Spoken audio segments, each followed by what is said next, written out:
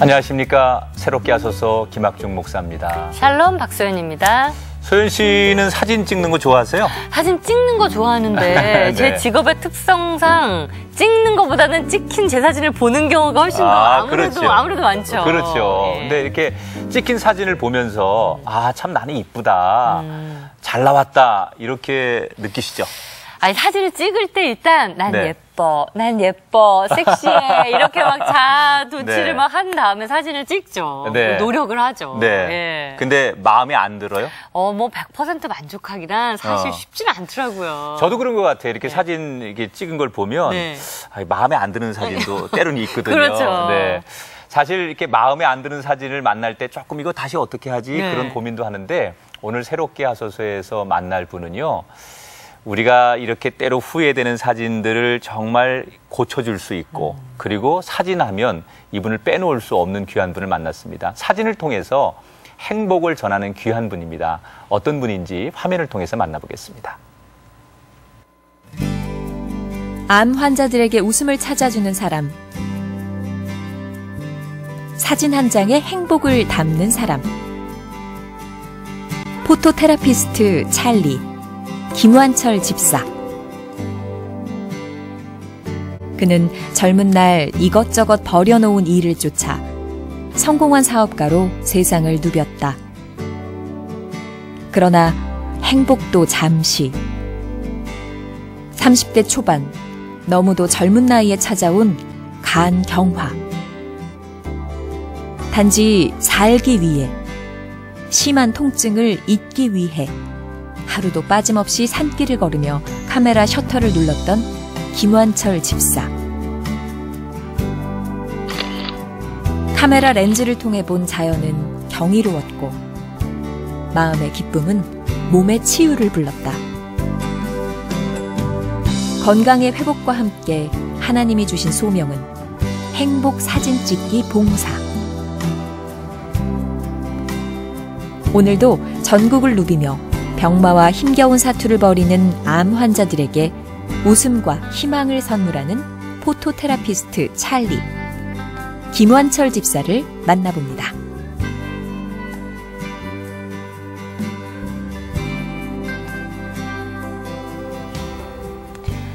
예, 오늘 이 시간에 행복을 전하는 포토테라피스트 찰리 김완철 집사님 나오셨습니다. 어서 오세요. 환영합니다. 예, 안녕하세요. 네. 반갑습니다. 얼굴에 네, 반갑습니다. 이렇게 그냥 너무나 이렇게 천진난만한 이 표현이 좀 죄송스러운데 그런 표정을 짓고 계셔서 너무 행복해 보이시는데. 행복합니다. 네. 네. 그 약간 애니메이션에 나오는 그런 어떤 캐릭터 같은 그런 느낌도 있고요. 이렇게 네. 그려야 될 것 같은 그런 느낌인데요. 포토테라피스트 저희들한테 좀 생소하거든요. 네, 그렇죠. 이게 어떤 뜻인지 또 어떤 일인지 좀 알려주세요. 네, 한마디로 말씀드리면 사진 치유입니다. 치유. 예. 네, 그리고 현재는 그 재능기부 공동체라는 천사클럽에서 나눔 학교장을 하고 있습니다. 그럼 평상시에 이제 사진을 많이 찍으시고 그렇죠. 그냥 사진을 찍는 게 아니라 그 찍는 사진들을 통해서 마음이 아픈 분들 또 육체가 아픈 분들 도와주는 일을 하고 계신 거군요. 예, 그렇습니다. 네. 사진을 찍으신 지 얼마나 되셨습니까? 사진은 평생 찍었죠. 평생. 취미로. 네. 흑백 카메라부터 늘 항상 친구처럼 평생을 갖고 다녔습니다. 예. 네. 자, 우리 집사님께서 평생 이제 사진을 찍어 오셨는데 네. 어떤 작품들을 찍어 오셨는지 작품을 봐야만 집사님을 알 수 있을 것 같아서 가지고 나오신 작품을 좀 저희가 소개를 받도록 하겠습니다. 저희가 지금 준비한 이 작품들은 집사님께서 찍으신 사진인데 네. 이게 어떤 작품들입니까? 인물. 소개를 좀 해주세요. 예, 아까 말씀드렸듯이 포토테라피라는 테라피적인 사진입니다. 네. 거기 우리 맨 앞에 있는 우리 네. 환우 같은 경우는 저하고 이제 같이 병실에 있던 환우인데 그 신장암에서 폐로 전이가 돼가지고 현재 수술하고 현재 입원 중에 있습니다. 굉장히 지금도 아프죠. 힘들죠. 네, 네. 네, 이제 그런 힘든 환우들이지만은 그들의 어떤 밝은 표정을 갖다가 담아낸 거죠. 네. 네. 아니 근데 이제 세 분의 공통점이 이렇게 보면은 암 환자라고는 생각이 되지 않을 만큼 굉장히 환한 표정을 세 분 다 짓고 있거든요. 이분들이 다 암 환자신 거죠? 거의 다 말기암 환자들입니다. 네. 근데 어떻게 이렇게 밝은 표정을 찍을 수 있었을까? 이 본인들이 표정을 좀 지어줘야 되는데 어떤 특별한 노하우가 있으셨는지 이 사진을 찍을 때요. 예, 나름대로 이제 오래 찍다 보니까 대부분 이제 환우들이 사진 찍는다는 것이 굉장히 꺼려하고 네. 또 마침 찍다 보면 굉장히 어색합니다. 잘 안 나오거든요. 네. 그래서 이제 저는 그 환우들이 개인 촬영보다도 여럿이 네. 함께 찍기를 좀 권유하고 또 이제 찍기 전에 교감이 중요하기 때문에 네. 좀 웃는 법도 가르쳐 주기도 하고 또 몸 제스처도 하고 또 이렇게 웃기는 코믹한 얘기도 합니다. 네. 또는 더 나아가서는 또 이제 역할을 주죠, 각자가. 뭐 코디 담당, 네. 그다음에 또 연출 담당, 또는 조명 담당, 예, 그렇게 줘가지고 같이 동참시키다 보면 어색함이 좀 없어지면서 자연스러운 웃음이 좀 표출되죠. 잘 웃는 방법도 저희 시청자들한테 약간만 좀 알려주세요. 환우들한테 설명하는 듯이. 뭐 흔한 것은 여러분들 알다시피 이제 우리가 입꼬리가 올라가는 것은 끝에가 치자 발음 나는 거 있으면은 한번 연습을 시키죠. 내가 어떤 말을 하든 간에 네. 치자만 해라. 한번 해보세요. 김치, 예, 멸, 치, 꽁, 치. 참, 잘한다. 예, 이런 식으로 치치치치다 보면 그렇군요. 예, 웃음이 나오잖아요. 네. 멸치 꽁치가 있었네요. 그렇죠. 저 김치만 생각을 이렇게 해서 했는데. 순간을 갖다가 빨리 포착해서 네. 담아내기도 하고 또 이제 몸 동작을 갖다가 웃기도 하고 코믹한 유머도 쓰기도 하고 네. 때로 이제 또 혼자 촬영할 때는 어색을 없애기 위해서 꽃과의 대화를 따라가게 시킵니다. 네. 그렇게 이제 어떤 나름대로의 노하우가 쌓여가지고 웃음을 이렇게 연출하죠. 그렇군요. 그러면 이 환우들의 반응은 어때요? 본인들이 처음에는 좀 찍길 꺼려 했으나 나중에 내가 이런 얼굴이 있었네, 이렇게 웃었네, 이런 모습을 봤을 때 환우들의 반응은 어떻던가요? 예, 일단은 이제 사진을 인화를 해서 네. 환우한테 전달을 가게 되면은 본인 스스로도 굉장히 놀래합니다. 정말 그렇게 본인이 찍기 원하지도 않았는데 밝은 표정을 보고 나서 환우 스스로가 참 나도 괜찮게 잘 나올 수가 있구나는 이런 자신감 들고 또 환우들 굉장히 기뻐하기도 합니다. 네. 그 말씀하신 대로 굉장히 저는 지금 생각하면서 이 사진을 처음에 찍을 때 어려움이 있으셨겠다. 왜냐하면 입장을 바꿔서 내가 암 환자인데 몸도 아픈데. 그렇죠. 그리고 이 사진이라는 것은 가장 예쁠 때 또 이렇게 행복할 때 찍잖아요. 근데 가장 어떻게 보면 인간적으로 힘들고 또 초라하다고 생각할 때 또 암 환자분들이 대개는 이제 살도 좀 빠지시고 이러면서 자기의 그런 모습을 뭔가 담아놓는다는 것에 대해 사람들이 꺼려하실 것 같아요. 그래서 굉장히 힘드셨을 것 같은데 그렇습니다. 처음에 그런 좀 거센 반발들 이런 거 좀 있지 않았습니까? 네, 물론 있었죠. 만약에 여기 계신 방송분들이 갔다면 못 찍었을 거예요. 왜냐하면 저 자신이 환자로서 그 당시에 이제 몸이 아파가지고 2010년도에 굉장히 고통 앓고 있던 그 오랜 지병인 간경화가 심화돼서 병원에 입원을 하게 되었죠. 네, 2010년도에. 그렇죠. 네. 그때 최악의 경우였죠. 몸 상태가. 네. 그럴 때 이제 제가 습관적으로 늘 카메라를 갖고 다녔기 때문에 혼자서 자연과 사물을 갖다 담게 되었던 거죠. 담게 되었고 또 우연히 만나는 환우들이 있으면 응해주는 하나가 한 장 찍기도 하고 대부분은 좀 이제 찍다가 몰래 찍다가 걸려서 욕도 많이 먹기도 하고 그렇죠. 카메라도 뺏긴 경우도 있었고 여러 경우가 있었어요. 네. 왜냐하면 자신들이 안 좋은 모습을 갖다가 찍는 것을 굉장히 불쾌하게 생각한 경우가 많이 있죠. 네. 그래서 저는 환우들을 찍는 것을 포기하고 주로 이제 나무와 새와 꽃들을 프레임에 담기 시작했습니다. 똑딱이 카메라 작은 걸로 무겁기 때문에 그렇게 해서 어느 날 그 사진들을 영상으로 편집을 했죠. 다 아름답게 편집을 해서 강당에서 전 환우들이 다 모인 곳에서 방영을 했습니다. 그때 이제 환우들이 방영된 그런 그 자연 모습과 몇몇 환우들의 모습을 보고 어떠한 병원의 프로그램보다도 굉장히 기뻐하는 거예요. 그러면서 이제 환우들이 마음문을 열게 되었던 것 같아요. 그리고 또 사진이 한 장, 두 장 병실에 제가 선물로 갖다 주니까 환우들이 어떤 스스로가 좀 찍고 싶은 마음이 생기면서 그때부터 이제 문화가 좀 바뀐 것 같습니다. 그러니까 처음에는 이제 이게 어떻게 보면 취미로 시작했는데 그렇죠. 찍다 보니까 그 환우들이나 아름다운 모습들이 전체적으로 조화를 이루면서 왜 하필이면 그렇게 말기암 환자들이라든지 아픈 환우들을 찍고 싶다는 생각을 하셨습니까? 그 당시 제가 있던 병원이 수동 맨 끝에 있던 아주 오지처럼 깊숙이 산속에 있는 병원이었는데 네. 사실 말기암 환자들 보니까 굉장히 힘든 환우들이 있었고 막상 저 자신의 있는 병실에도 여러 환우가 있었습니다. 네. 그들이 이제 하나 둘 떠나는 모습들이 많이 지켜봤어요. 그럴 때 이제 가끔은 사진 한 장도 없는 그런 환우들도 보게 되었고 죽음 준비를 못한 경우를 많이 느꼈어요. 네. 그런 그 계기에서 내가 좀 이제 할 수 있는 게 뭔가 생각할 때 바로 이런 입원했을 때 그들의 밝은 표정을 담아준다면 또 이들뿐만 아니라 또 남겨진 가족들에게도 참 좋은 추억이 될 수 있는 사진을 찍어야겠다. 네. 그런 계기로서 제가 정말 사명감을 갖고 임했던 것 같습니다. 근데 이제 참 안타깝게도 집사님이 찍어준 사진이 그 환우에게 마지막 선물이 되는 그런 경우도 있었을 거잖아요. 예, 아주 많이 있죠. 네. 왜냐하면 병원의 특성상 일반 병원이 아니라 주로 말기암 환자들이 많다 보니까 많은 환자들이 사실 찍어진 사진들이 정말 마지막 영정 사진이 된 경우가 굉장히 많이 있습니다. 네. 사실은 이제 우리 집사님께서 그렇게 지금 암병동 얘기를 해주셨는데 네. 본인도 환자의 입장이셨잖아요. 그렇죠. 네. 아까 잠깐 이제 소개를 해주셨는데 2010년도에 건강이 악화되셨다고 했는데 네. 그 당시의 건강의 상태가 어땠는지 구체적으로 좀 설명을 좀 해주시죠. 그 당시에 이제 제가 비형 간염을 우습게 봤다가 계속 그게 심해지면서 2010년도에 길에서 갑자기 각혈이죠. 피 덩어리가 나왔으면서 쓰러졌어요. 그때 순간적으로 이제 올 때까지 왔구나. 왜냐하면 그 당시에 간경화가 20년 가까이를 제가 알았기 때문에 네.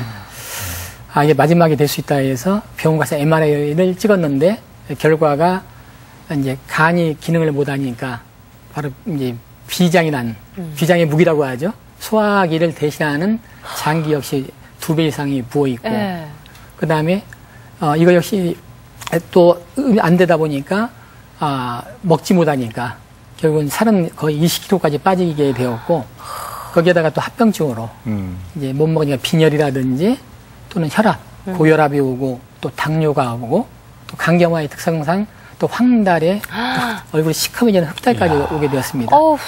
근데 먹지를 못하는데도 이상하게 어느 날 봤더니 배가 볼록이 나오는 거예요. 이상하다 갔더니 이게 그 복수가 찼다는 걸 부어서. 알게 되었죠. 부어가지고. 그러니까 모든 것이 장기에 다 울수없된 정도로 이제 이게 이렇게도 내가 죽을 수 있겠다 이런 그 생각을 가졌게 되었죠. 네네. 그럼 의사 선생님은 그 당시에 정확하게 의학적으로 그 집사님에 대해서 어떤 그 암시를 좀 해주셨습니까? 예. 그 당시 결과에 이제 종양 같은 것이 발견됐는데 이것을 잘라내자 어렵지 않다. 수술하자고 저한테 권유를 하더라고요. 네. 근데 과거에 이런 경험이 있었거든요. 또 옛날 강북의 S병원에서 간 또 경화 판정을 받을 당시에 복강경 수술했던 경험이 나가지고 그때는 왜 그런지 모르겠습니다. 수술했는데도 통증이 심했는데도 마취약을 안 줘가지고 엄청 고통스럽게 고함을 질렀던 기억이 나거든요. 그런 악몽이 떠올라서 의사 선생님한테 그런 말씀드렸죠. 선생님, 그럼 제가 그 종양 부위만 잘라낸다면 수술 안 해도 됩니까? 했더니 그건 아니고 잘라내고 간을 이식을 받아야 되니까 이식 받을 사람을 찾아보라고 말씀을 하시더라고요. 그 당시에 우리 막내 동생이 자기가 흔쾌히 이식을 해야겠다는 얘기를 했지만은 왠지 제 자신이 칼댄다는 것이 좀 안 되었고 또 늘 쓰러질 때마다 제가 산에 갔던 그 경험도 있고 또 산에 가서 갈 때마다는 또 몸이 회복이 됐습니다. 그래서 의사 선생님한테 한 달만 시간을 달라고 했죠. 예, 그러고 나서 제가 산으로 오게 됐던 거죠. 예. 그러면 20년 동안 이제 그런 아프고 조금 건강해지고 이런 상황들이 계속 반복이 되셨던 예, 거군요. 그렇습니다. 야, 그러니까 병을 늘 가지고 계셨던 거예요. 이렇게 정말 한평생 그 건강이 좋지 않은 상황에서도 쭉 생명을 이어가시면서 작품 활동을 해오셨던 우리 김 집사님이 쭉 걸어온 길을 이제 사진과 함께 우리에게 소개해 줄 수 있는 시간을 좀 마련했습니다.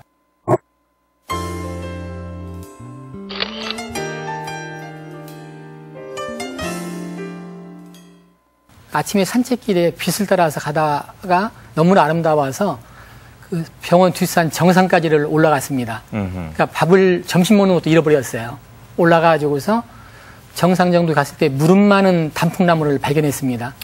그 당시에 모든 나무들은 다 죽었었는데 유독하게 저 빨갛게 불타는 저 모습에 너무나 감동적이었어요. 네. 정말 너무나도 신기하면서도 야 정말 뭔가 단풍이 기도하는 모습을 보면서 절을 보는 느낌을 받았습니다. 작품 제목이 얼음 화석이라고 제가 이름을 붙였습니다. 얼음 화석? 네. 네. 왜 단풍인데 왜 얼음 화석으로 만드셨을까요? 글쎄요. 그 당시에 모든 나무 색깔은 다 죽었는데 네. 한겨울에 저런 빨간색이 있는 걸 처음 목격을 했죠. 네네. 근데 아마 저 단풍도 뭔가에 아마 하나님한테 기도를 한 것 같아요. 정말 처음 핀 무릎만한 단풍에 처음 태어난 자기 모습을 간직해 달라고 기도를 한 것 같아요.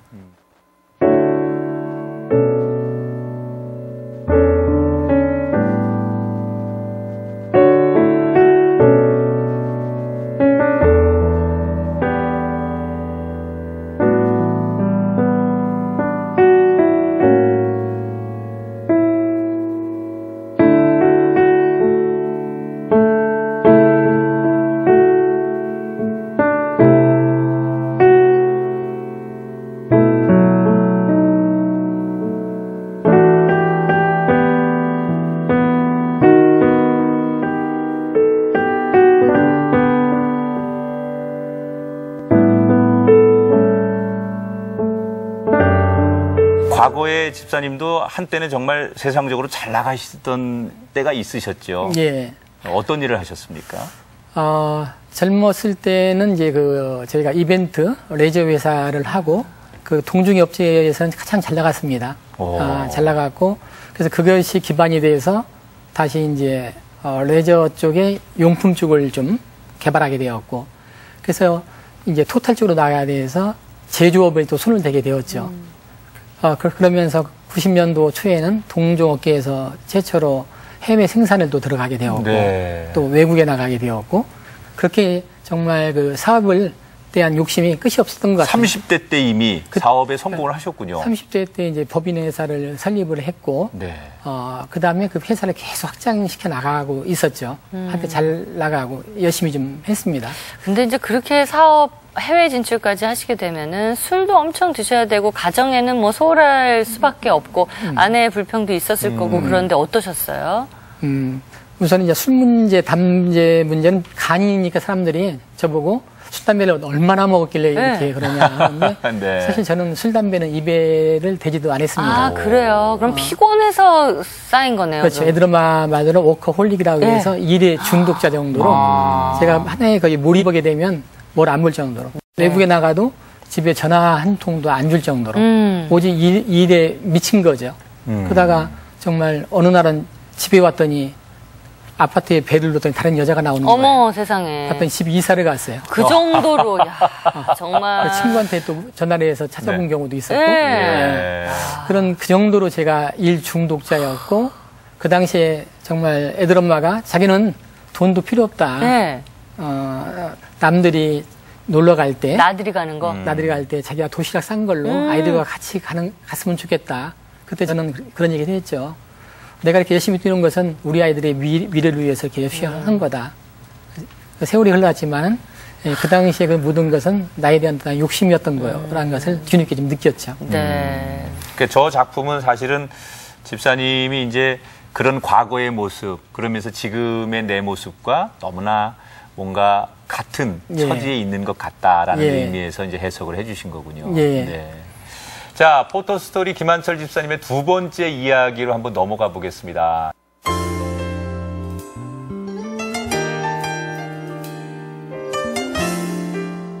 자, 이 작품은 어떤 작품입니까? 저 나무는 이제 고로쇠 나무라고 합니다. 혹시 고로쇠 나무라고 보셨습니까? 들어는 봤어요. 그리고 뉴스에서 봤어요. 실제로 만져보지 못했어요. 단풍잎처럼 물도 생겼습니다. 이렇게 먹지 않습니까? 네, 그 고로쇠 물이 건강에 좋다고. 그럼요. 예. 그 고로쇠라는 것은 물을 다 주는데도 그 다음에 보면 더 커 있고 그 다음에 더 커 있는 거예요. 네. 그러고 보면서 정말 무언가 나눌 수 있을수록 없어지는 게 아니라 채워지고 기쁜 간다는 그런 의미의 어떤 그러한 그 사진이기도 합니다. 그 지금 그렇게 말씀을 하시지만 그 처음에 그런 본인이 건강의 악화에 대한 판정을 받았을 때 세상적인 꿈도 있었고 네. 나는 정말 누구보다도 열심히 했는데 그렇게 세상적으로 병이라는 걸 덜컥 안으셨을 때 그때 모든 것들이 다 이렇게 좌절되고 왜 나한테 이런 시련이 오지라고 하는 막연한 원망 또 어떻게 보면 좌절 이런 마음도 들지 않았을까 생각이 들어요. 최악의 경우에 이게 마지막이라고 생각할 당시에를 생각하고 있을 때 저하고 친한 집사분이 전화가 오셨어요. 네. 오셔서 자기 같은 교회 다니는 전도사님이 계시는데 치유의 은사를 계신 분이 있는데 한 번 더 만나봤으면 좋겠다. 근데 그 당시는 다른 대안이 없었기 때문에 제가 흔쾌히 만나보겠다고 하고. 그러니까 본인의 건강 상태는 이제 의학적으로도 굉장히 아주 그렇죠. 위중한 상황이셨던 네. 거군요. 그러니까 수술을 하느냐 네. 규례 길에 이제 쓴 거죠. 네. 그때 저는 이제 역시 끌리는 쪽이 역시 그쪽이었기 때문에 전도사님을 만나서 네. 이야기를 들었더니 그 전도사님이 밤에 늘 도봉산에 가서 기도를 하신다고 하시더라고요. 네. 근데 그때가 한겨울이었습니다. 그래서 하겠느냐고 하길래 오늘부터 하겠다. 양복을 다 입고 만난 상태에서 그 밤에 한겨울에 도봉산 중턱까지 올라가서 사실 그 기도를 하기 시작했죠. 네. 그때는 아무 먹지도 못할 때니까. 네. 그 역시 전도사님도 고생을 많이 나중에 이제 그런 얘기를 하시더라고요. 제가 아플 때 똑같이 먹지를 못했노라고. 네. 그러면서 40일 작정 기도가 시작했고 어떤 데는 막 영하 17도 이상 떨어지기도 하고 또 눈비를 맞으면서 어떻게 그런 당시에 그걸 겪었는지 이해가 안 가요. 근데 그러니까 그 당시에는 그게 아픈 상태였는데. 네, 아픈 상태였고 또 기도로 오면 막 12시도 되고 있는데 어떻게 시간이 그렇게 흘러갔는지도 모르고 아직 정말 누구한테 매달릴 심정이 없으니까 오직 하나님만을 의지하고 기도했던 거. 네. 그러다 보니까 40일이었던 작정 기도가 끝나고 나니까 정말 신기하게 놀랄 정도로 몸이 정상화되고 또 회복이 되더라고요. 예. 그러면 지금의 건강 상태는 어떠신 겁니까? 정말 믿을지 모르겠지만은 과학적으로도 저도 증명이 안 된다고 생각하거든요. 네. 우연히 이제 병원에 다시 재검을 받으러 갔습니다. 네. MRI를 딱 찍었어요. 네. 그 당시에 의사 선생님이 혼잣말로 그러는 거예요.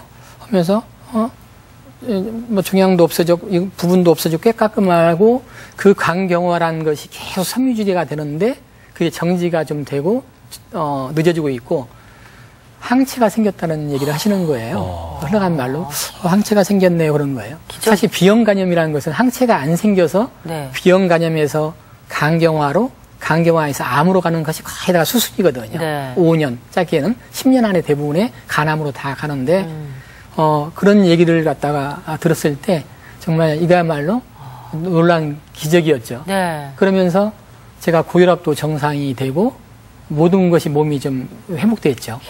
그런 신기한 어떤 기적을 갖다가 제가 체험하게 된 거죠. 대단합니다.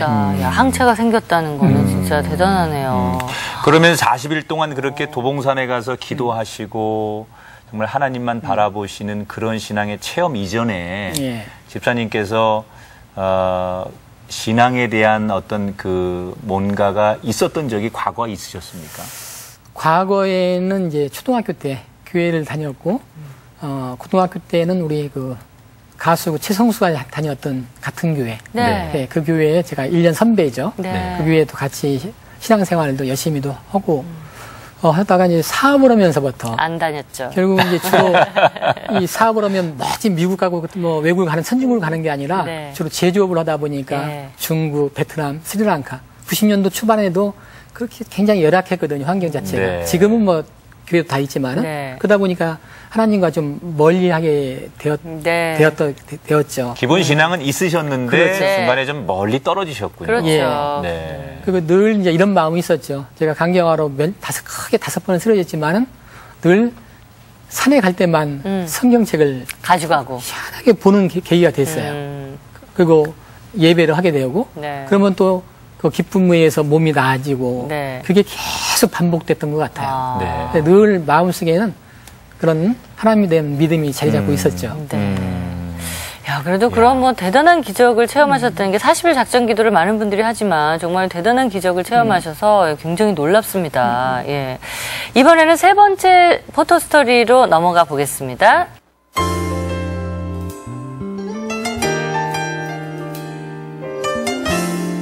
제목을 좀 알려주세요. 어떤 작품입니까? 병원에 있는 포포입니다. 포포요? 포포, 예. 물이 나는 포포인데 한겨울이 되면은 전부 다 얼음 덩어리가 되거든요. 아. 전체가 다 네. 포포인데 저 당시가 3월 4일 경칩이라고 개구리가 네. 오는 때죠. 네. 그때 이제 눈이 거기는 좀 날씨가 춥습니다. 어디예요, 지역이? 그 이제 남양주의 그 수동골 맨 골짜기 네. 충령산 지나서 있는 기온이 좀 낮다 보니까 네. 다른 데 꽃이 피더라도 저게 남아 있어요. 근데 어느 날 봤더니 그 다 놓고 하얀 그 세마포를 입으신 예수님의 형상이 딱 나타난 거예요. 네. 그 너무나 신기해서 네. 정말 그 사진을 제가 담고 정말 예수님께서 이 아파하는 기도하는 하나님을 위해서 이렇게 얼음동산으로 동산이 돼서 오셨다. 그래서 그 당시에 저 사진을 다 확대를 하고 네. 또 아마 엄청나게 확대를 하고 해서 우리 환우들한테 다 나눠줬더니 환우들이 너무나 좋아하고 네. 그 사진을 너무나 아마 지금도 소중하게 간직합니다. 네. 거기는 한 목사님은 제가 크게 확대해서 줬더니 정말 너무나 이 사진이 좋다고 하면서 정말 하나님이 늘 살아계심을 갖다가 증명해주는 네. 그러한 사진이기도 합니다. 굉장히 특이한 사진이네요. 저 찍으려고 해서 찍을 수가 없는 그런 사진이죠. 네네.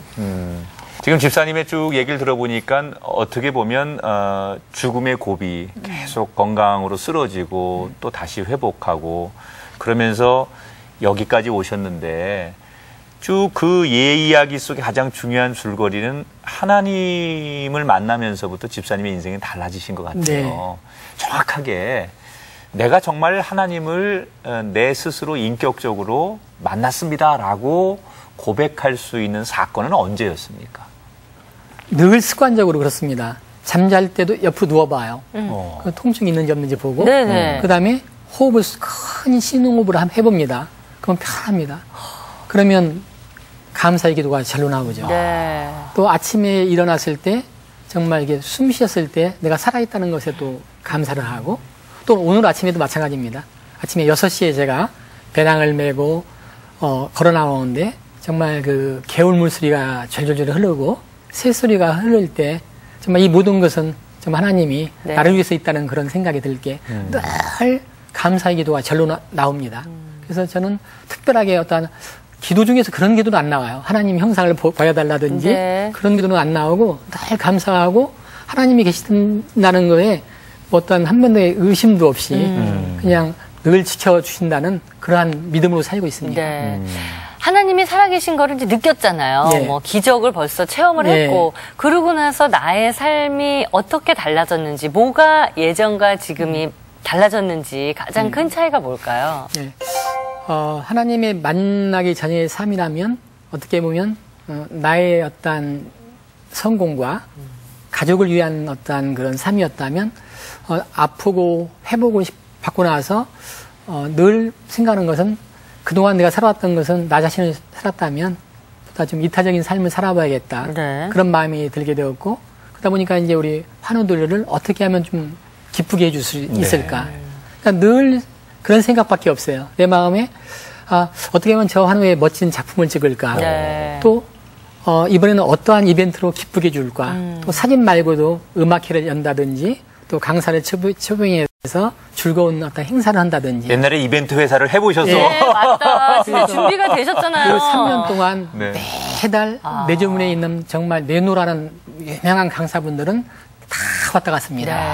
네. 그런 이벤트를 많이 하고 그러다 보니까 제 자신이 이 대부분 암에 걸리면 아픈 곳에 포커싱을 많이 합니다. 네. 통증에 포커싱 하는데 그게 아니라 그런 얘기를 하죠. 아파봤으니까 나보다 더 아픈 환우들을 한번 돌아보자. 그런 얘기를 합니다. 제가 겪어봤기 때문에. 그래서 이제 그런 환우들을 갖다가 이야기를 해서 고통받는 환우들을 갖다가 촬영도 해주고 그래서 같이 했던 그 환우들이 다 지금은 회복되고 지금도 연락을 하고 있습니다. 네. 사실은 말씀해 주신 것 가운데 예전에도 개울물 흐르는 소리, 그 산의 나무 뭐 이런 것들은 다 있었죠. 있었는데 네. 전혀 그런 것들이 감사의 조건이 아니었죠. 그렇죠. 그런데 내가 아파보고 나니까 그 모든 것들이 얼마나 귀한 건지 예. 내가 눈을 뜨고 호흡한다는 자체가 얼마나 감사한지 예. 그게 이제 신앙의 힘인데 예. 그렇게 하나님을 내가 체험하고 나서 말씀해 주신 대로 아픈 환우들에게 나 같은 이 기쁨을 좀 전해야 되겠다. 사진만이 아니라 이런 신앙의 힘 이런 것을 내가 이분들에게 전해야 되겠다라고 생각하시면서 하시는 일도 있으시다며요. 네. 정말 이런 경우가 있었습니다. 몇 개 병원을 다니면 어떻게 본의 아니게 크리스찬 하는 병원을 다녔는데 믿는 분들이 너무 강요다시피 환우들한테 하다 보니까 그런 상처를 많이 받고 멀리하고 믿는 사람을 싫어하는 걸 제가 많이 봤습니다. 너무 강요하면 또 그럴 수 그렇죠. 있죠. 네. 그래서 아까 봤던 그 사진의 그 환우들한테 권유를 했죠. 우리 아프다고만 있지 말고 우리가 찬양단을 만들자. 네. 만들어서 우리가 좀 그들을 위해서 찬양을 좀 하고 또 우리보다 못한 사람들한테 더 힘든 한테서 우리 같이 한번 즐거움을 주자. 네. 그래서 몇몇 환우들이 어렵게 설득해서 찬양단이 결성이 됐습니다. 그게 또 계기가 됐고 아까 처음에 봤던 또 한 환우는 제가 몸이 회복되고 나서 어떤 큰 교회에서 네. 간증을 요청이 들어왔습니다. 네. 저한테. 그래서 들어왔는데 우연찮게 12년 암투병 했던 그 집사님, 난소암을 투병했던 두 번의 집사님께서 그 간증이 너무나 하나님을 접했던 게 은혜로운 거예요. 네. 그래서 그쪽에 장로님한테 얘기했죠. 저보다도 이분을 모시고 가고 네. 저희 찬양팀과 같이 찬양 간증 집회를 한번 하게 해달라. 아니 그게 이제 환우들 아니십니까? 그렇죠. 암 환자들이 구성된 예. 찬양단이 네. 가서 노래를 부른다는 거 그래서 아닙니까? 암환우들과 함께 그런 교회에 가서 이야. 찬양을 하고 간증을 했을 때 정말 너무나 많은 교인들이 감동의 도가니였죠. 그러면서도 앞으로 내가 그 안에서도 정말 같이 음악과 또 치유도 하면서 사진과 함께 하면서 이러한 사역을 갖다가 계속 해야겠다 그 생각을 갖고 있죠, 지금도. 네. 이야. 이게 사실은 아픈 환자들이 가서 이렇게 지금 내가 이런 상태입니다. 그런데 노래를 불러주고 네. 그런다는 게 이제 보통 사람들이 굉장히 어떤 신선한 충격, 그럼요. 도전 이런 것들이 많이 올 것 같아요. 네. 실제 암 환자 중에서 몇 분들은 저희 병원 위에 중증 장애인 시설이 있었습니다. 근데 그 시설에서 찬양이 마치고 반대로 그 장애인들을 보고 노래하는 모습을 보고 몸을 가로지고 노는 모습을 눈물을 펄펄 쏟는 모습을 봤거든요. 그래서 그런 얘기를 했죠. 많이 울으라고. 이거보다 더 눈물처럼 치유가 없다. 네. 참 그런 것이 감동에 자기보다 암이지만은 암은 마음먹기 따라서 죽음을 준비할 수 있지만은 정말 중증 장애인들은 몸을도 가로지지 못하더라고요. 사진 한 번 찍는데도 수백 번, 100장 이상을 찍어요. 한 번 이 고개를 돌려서 카메라 렌즈를 맞추지 못하는 제가 네. 그런 경험도 하고 매달 봉사를 하고 있거든요. 또 그런 데 제가 또 안내를 해주기도 하죠. 네. 그런 환우들을 갖다가. 그래요. 자, 이번에는 또 네 번째 포토스토리 어떤 사진인지 함께 만나보겠습니다.